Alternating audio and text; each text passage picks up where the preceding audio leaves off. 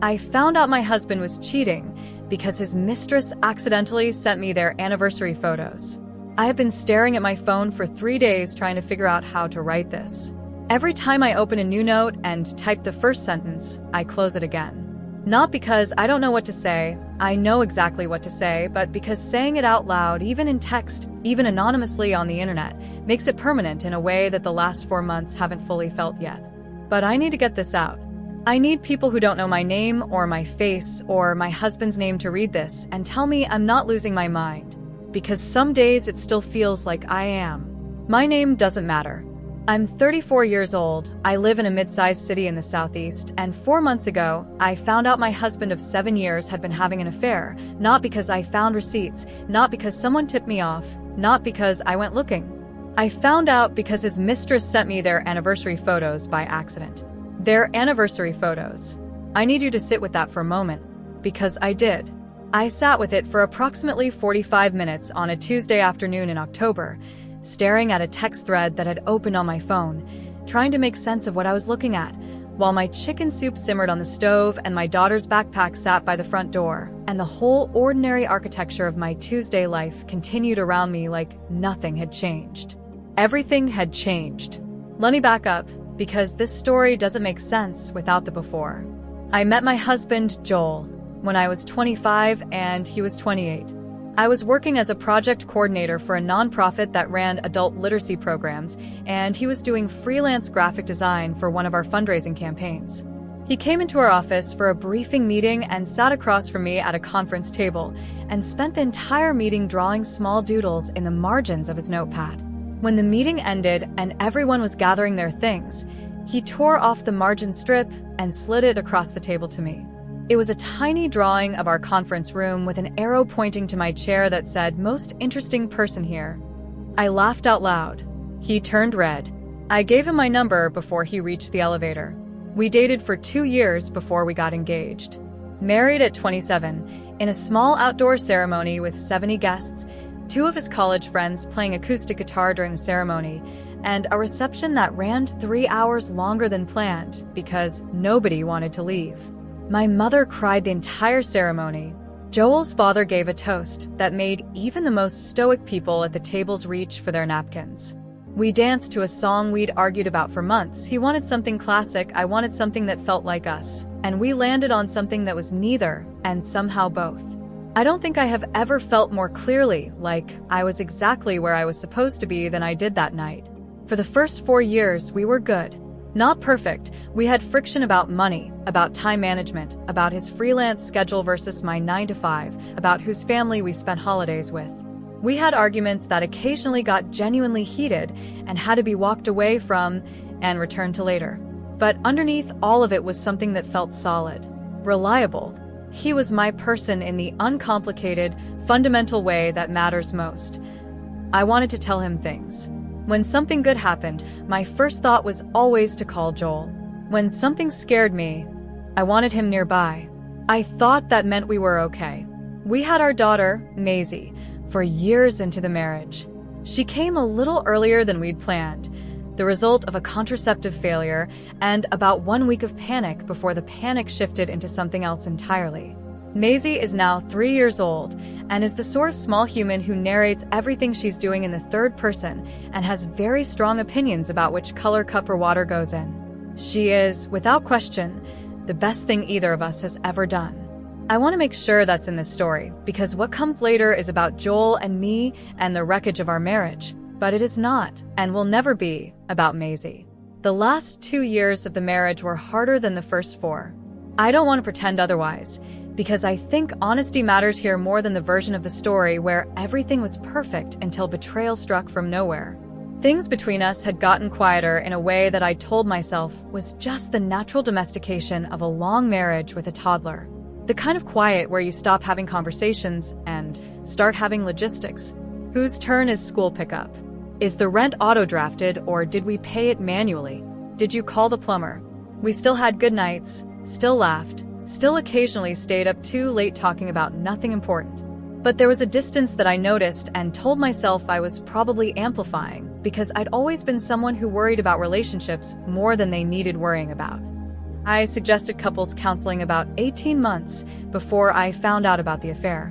Joel said he didn't think we were at a level where we needed it yet. I said I didn't want to wait until we were at that level. He said he'd think about it.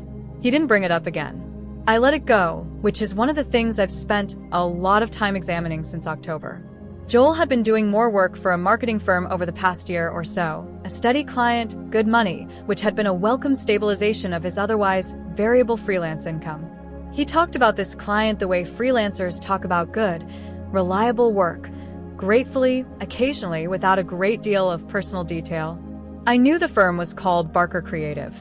I knew they did brand identity work for regional businesses. I did not know, because why would I, that he had been collaborating primarily with one specific woman there named Stephanie. Stephanie. I know her name now in the way you know the name of something that changed your life, like a medical diagnosis or a weather event. You don't forget it. On a Tuesday in October, I was home in the early afternoon. Maisie was at her grandmother's for the day, and I had taken a half day from work to get some things done around the house that had been accumulating on my list, the kind of productive, quiet afternoon that used to be my favorite kind of day. I was making soup. The news was on low in the background. My phone was on the kitchen counter. The text came in at 2:17 p.m. I know the time because I looked at it later, obsessively, the way you replay timestamps when you're trying to make a timeline that makes sense. The contact name that appeared on my screen was Joel Redhart, because that was how Joel was saved in my phone, with a small heart I'd added years ago and never changed. For half a second, I assumed he'd texted me. But then I looked at the preview, and the message wasn't from him. Someone had texted Joel's number, my husband's number, saved in my phone as Joel, and the text was not addressed to me. What had happened, I pieced together later, was that Stephanie had Joel's contact saved in her phone with a name that apparently matched or was close enough to a contact in her own list that autocomplete or a mistype had routed her message to me instead. This kind of thing happens, the mundane mechanics of a wrong number, of fingers moving too fast across a screen. It happens all the time, usually with harmless consequences. This time, the message that arrived in my text thread with Joel's number was from a contact I didn't recognize, and it said, "Happy 1 year, my love. I know today is complicated, but I needed you to know I meant everything I said last night. These are just for us, white heart." And then 3 photos loaded. I picked up my phone the way you pick it up when you think you've misread something. Slowly. With that particular kind of careful attention you apply when your brain is already beginning to suspect it hasn't misread anything at all. The first photo was Joel. I recognized him before I consciously processed the image. The specific angle of his jaw, the way his shoulders sit, the shirt he was wearing, which I recognized because I had done laundry last Thursday and folded that shirt and put it in his drawer. He was at a restaurant I didn't recognize, smiling in the way he used to smile at me in the early years, open and unguarded, the smile he gave when he was genuinely happy rather than contentedly comfortable. He was looking at whoever was taking the photo. The second photo was a woman I had never seen before. Mid-30s, dark hair, pretty in a way that registered clearly even through the fog of what I was experiencing. She was at the same table, and from the composition of the photo, it was obviously taken by Joel. The angle suggested he was across from her, holding his phone the way he does when he takes photos, slightly too high and tilted because he's never quite figured out how to naturally hold a camera. The third photo was both of them. A selfie, his arm visible at the edge of the frame where he was holding the phone. They were close together in the image. Not doing anything explicitly incriminating, no kissing, no obvious physical intimacy. Just 2 people close together, smiling, with the particular ease of people who had been close for a while. The caption at the top, from the contact whose name appeared as a string of letters I didn't immediately parse as a name, said again, "Happy 1 year. 1 year. My soup was boiling over. I turned off the burner. I did it on autopilot, I think because I have no memory of making the decision to do it. I just became aware at some point that I was standing at a cold stove and the soup had been turned off, and my phone was still in my hand. I don't know how much time passed in that interval. I sat down on the kitchen floor. Not dramatically, there was no collapsing. I just sat down because my legs wanted to be on the ground, and the ground was there. I looked at the photos again. I read the message again. I read it 4 more times, looking for the alternative interpretation. There wasn't one. Happy 1 year, my love. A year. This had been going on for a year, while I had been making soup and doing laundry and folding his shirts and putting them in his drawer. While I had been picking up Maisie from daycare and making dentist appointments and lying next to him in our bed talking about whose turn it was to call the plumber. A year. The first thing I did, which I think is very telling about who I am as a person, was open my laptop and attempt to do research. I went to the Barker Creative website and scrolled through the staff page. I found her there. Stephanie Harlow, Senior Brand Strategist. Her photo was professional, the kind of headshot where you can tell the photographer told her to look slightly to the left of the camera. She looked, in a professional context, like an entirely normal person. I closed the laptop. I did not call Joel. I did not call anyone. I sat at my kitchen table for approximately 2 hours and existed in a state that I can only describe as a kind of hovering, above the situation, beside it, unable to land in it fully because landing in it fully was too large a thing to do all at once.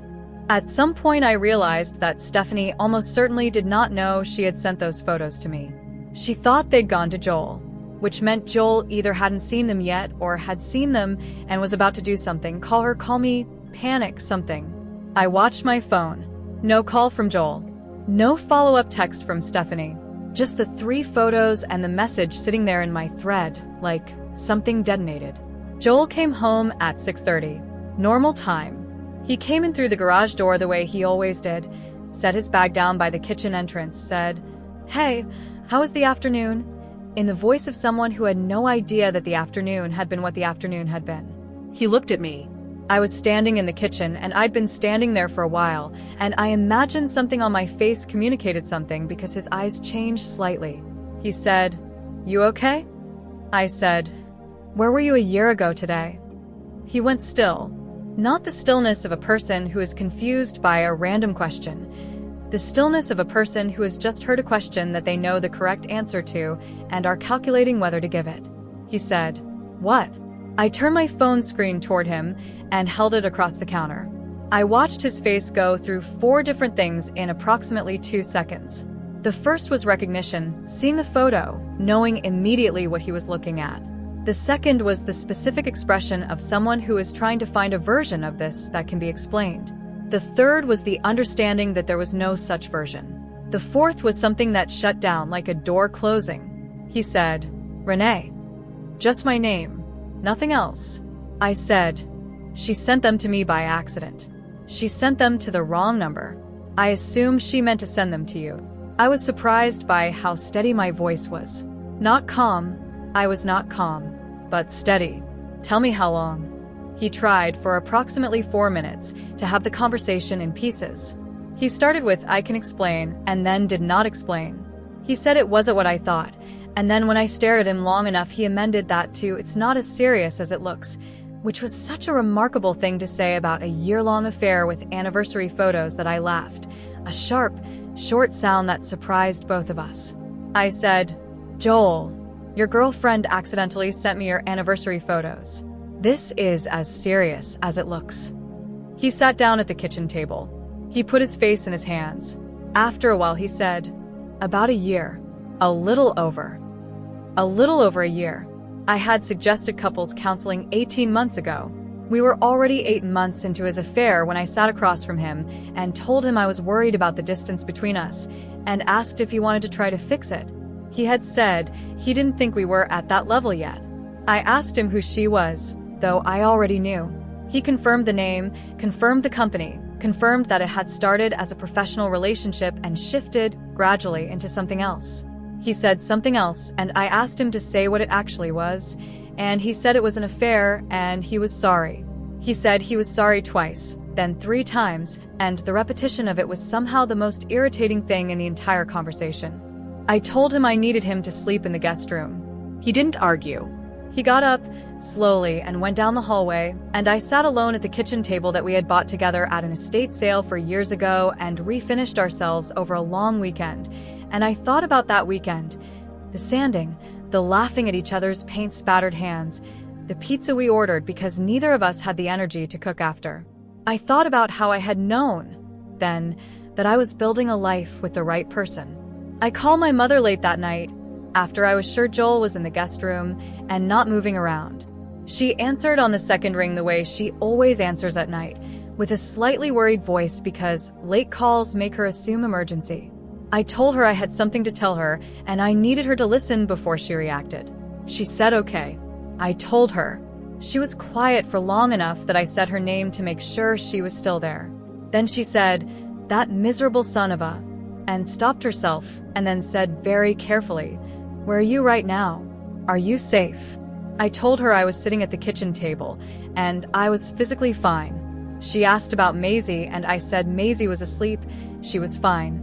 She didn't know anything. My mother said she was coming over and I told her not to. It was nearly midnight. She lived 40 minutes away. There was nothing to be done tonight. She argued. I told her I just needed to hear her voice for a while. So we stayed on the phone for 2 hours and she talked and I listened and occasionally talked back, and by the time we hung up it was nearly 2 a.m. and I had moved from the kitchen to the couch and was just barely holding myself together. I called in sick to work the next day. I couldn't have explained a normal day to myself, much less navigated one. The next few days were the hardest kind of hard. Not the dramatic, explosive kind, but the grinding, repetitive kind where you have to keep making small decisions about how to function while your interior world has been completely rearranged. Joel was still in the guest room. We spoke carefully, in front of Maisie, about things that needed to happen for Maisie: her meals, her bath, her daycare drop-off. Away from Maisie we spoke very little, and when we did it was in that careful, pressurized way of people who are both trying not to say too much. He asked on the third day if we could talk. I said yes. We sat in the living room with the TV off and Maisie napping, and he talked for a long time about things that were true and things that were insufficient. He said the marriage had felt distant and he hadn't known how to address it. He said meeting Stephanie had been a kind of emotional relief that he hadn't been looking for. He said he knew none of that justified anything. He said he didn't know if he wanted to end the marriage, but that he would accept whatever I decided. He said, and this is the thing I keep returning to months later, he said, "I should have told you I was unhappy instead of finding somewhere else to take it." I said, "I told you I was unhappy 18 months ago. I told you we needed help, and you said we didn't need it yet." He didn't have anything to say to that. I started gathering information, not to punish him, or not only to punish him, but because I needed to understand what I was dealing with. I needed to know the shape of the thing before I could decide anything. I went through our bank statements carefully over 2 evenings. I found the restaurant charges, dinners on weeknights that he'd told me were work dinners, which they technically were if you define work loosely. I found a hotel charge from 8 months ago that coincided with a weekend conference he'd told me he was attending in another city. He had attended the conference. He had also apparently spent Friday night in that hotel with Stephanie. When I showed him the hotel charge, he confirmed it without my having to ask. He had stopped pretending I didn't know things. There was something almost worse about that, the confirmation without resistance, as if the energy for the alternative had simply left him. Asked if she knew he was married. He said yes. She had known from the beginning. I thought about Stephanie knowing, about her sending an anniversary photo to the wrong number with a caption that said, "Happy 1 year, my love," without apparently factoring in the risk of that.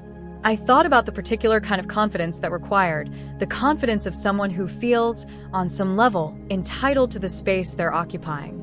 I did not contact her. I want to be clear about that because I think people sometimes expect the confrontation with the other person to be part of the story. I thought about it. I thought about what I would say, how I would say it, what I wanted her to understand. And then I decided that she was not actually the central problem. She had not promised me anything. Joel had. Whatever damage she'd done, the damage Joel had done was larger because he was the one who had made the promises and broken them. She was a character in this story, but she was not my problem to solve. My problem was the marriage. My problem was the decision I had to make. I told only 3 people: my mother, my best friend Carla, and my sister Dana. My mother was steady and furious and asked what I needed approximately every 48 hours. Carla, who had been through her own divorce 4 years earlier, gave me the most practical support. She sent me the name of a family lawyer with a note that said, "Just in case, you don't have to do anything with it," which I appreciated enormously because it gave me information without pressure. Dana was the most emotional, which meant she also required the most management, and I found myself in the strange position of comforting my sister about my own marriage while my own marriage was in pieces. I began seeing a therapist. Her name was Dr. Kishimoro, and she had an office in a low-rise building near downtown, and a very direct way of asking questions that did not leave room for avoidance. She asked me, at our second session, what I was most afraid of. I gave her several answers: Maisie's stability, financial uncertainty, being alone, and she listened to all of them and then said, "What's the one underneath all of those?" I said I was afraid that I had been a fool, that I had built 7 years of my life around someone who was not who I thought he was, and that I hadn't seen it, and that meant something about my judgment that I couldn't currently make sense of. She said, "Or it means something about what he chose to hide." I have thought about that a lot. Joel and I had a series of conversations over the following weeks that were among the most difficult I have ever participated in. Some of them were functional logistics, what happens to the apartment, what Maisie should and shouldn't know, and when. Some of them were genuinely painful in the human way, the way that conversations are when two people who spent years building something together are dismantling it with their words. He cried more than I expected. I cried more than I wanted to. Neither of us was performing. We were just two people who had failed each other in different ways and different magnitudes, trying to figure out what came next. He ended things with Stephanie. He told me this approximately 2 weeks after I found out, and I have no way to verify it fully, though I also found myself caring less about verification than I expected to. My therapist said that made sense. When you're trying to decide whether to rebuild or leave, the question of the affair's continuation matters less than the question of what you want your life to look like. I spent a long time sitting with that question, genuinely sitting with it, not rushing toward an answer. I had Maisie, which meant I couldn't make a purely selfish decision, but I also knew, from watching friends and from therapy, that staying in the wrong marriage for Maisie's sake wasn't actually a good thing for Maisie. Children are perceptive. They learn what love looks like by watching the people who love them. I want to write now about the thing that I didn't expect, which is the shame. I expected anger. I expected grief. I expected the logistical devastation of a marriage ending. I did not fully anticipate the shame, the particular, irrational, deeply embedded feeling that this was somehow a reflection on me. That if my husband had found someone else, there must be something I had failed to provide. I know, intellectually, that this is not true. My therapist and I have discussed it at some length. But the feeling persists in the way that feelings do when they're not interested in intellectual correction. There were days when I did not want to go to the grocery store because I was afraid of running into people who knew us, people who would look at my face and somehow know that my husband had spent a year building a second life, and I hadn't noticed. I told exactly one other person the full story during this period, my colleague and friend Ren, who I'd known for 5 years and who I trusted with the kind of information I didn't want turned into neighborhood conversation. Ren listened to the whole thing over lunch and then said, "The shame is what they count on. It's how the wrong people stay protected." I've thought about that too. 3 months after the photos arrived, Joel and I decided to separate. It was not a dramatic decision, or it was in the way that all significant decisions carry their own quiet drama, but there was no screaming, no final confrontation with a clear villain. We sat in the living room again on a Sunday evening after Maisie was in bed, and we talked about it carefully, the way we had learned to talk about things over the previous months, and we both acknowledged what I think we had both known for some time, that the marriage had broken somewhere, and neither of us fully understood when, and that the betrayal had not caused the breaking so much as revealed it. That distinction matters to me, not because it excuses him. It doesn't, but because it clarifies what actually happened. The affair was a choice Joel made. A wrong choice, a selfish and destructive one. But the distance that preceded it was something we had both contributed to and both failed to address. I contributed by letting things go I shouldn't have let go. By letting his "I don't think we need counseling yet" override my own judgment about what we needed. I am not assigning myself equal blame for the affair. I am assigning myself responsibility for the parts one actually owned. Joel moved out in January. We had the conversation with Maisie together, in simple terms appropriate for a 3-year-old, and she looked between us with those enormous dark eyes and said, "Will Daddy still come to my birthday?" And we both said yes, Of course. Absolutely yes. She seemed satisfied with that. Kids need specific answers. The abstractions don't reach them the same way. I filed for divorce in February. My lawyer, the one Carla's note had pointed me toward, was excellent, direct and competent, and not interested in prolonging anything unnecessarily. Joel's lawyer was similarly professional. We are, as of this writing, working through the process in the way people do when they've decided to stop fighting about the marriage and start organizing the aftermath. It is slow. It is expensive in ways I had not fully anticipated. It is also, in strange moments, almost manageable. Maisie goes between us on a schedule that we built together around her daycare and her needs. She has adjusted with the resilience of small children who haven't yet been told what they're supposed to find devastating. She told me last week that Daddy's apartment has a different smell, but a good smell, and I said that was good to know. She nodded very seriously. I think about Stephanie occasionally. Not constantly. It fades, but occasionally. I have never reached out. I have never looked at her social media in a way I would describe as intentional. She has not contacted me. The accidental text thread sits in my phone in a way I haven't been able to delete yet, not because I want to keep it, but because deleting it feels like the kind of action that requires a deliberateness I haven't quite assembled. I'll delete it eventually. What I want to say at the end of this, to whoever is reading it, and I know this is a long post, I know I've been writing and deleting and rewriting for 3 days, and I've clearly just let all of it out at once, is that the version of yourself that exists on the other side of something like this is not the version you expected. I expected to feel either destroyed or vindicated. I feel neither, exactly. I feel like someone who went through something very difficult and came out knowing a specific set of things more clearly than I knew them before. That I should have trusted my own instincts when I said we needed help. That staying quiet about problems in a marriage is not the same as those problems not existing. That the people we love are not always who we understand them to be, and that says something about what people are capable of hiding, not about our intelligence or worth. I also feel, under all of it, the particular exhaustion and clarity that comes after an extended period of pain. Like whether that's finally passed. The sky doesn't look the same after a storm, but it's still the sky. Maisie has her birthday in 3 months. Both Joel and I will be there. I have already ordered the cake from the bakery down the street from my apartment.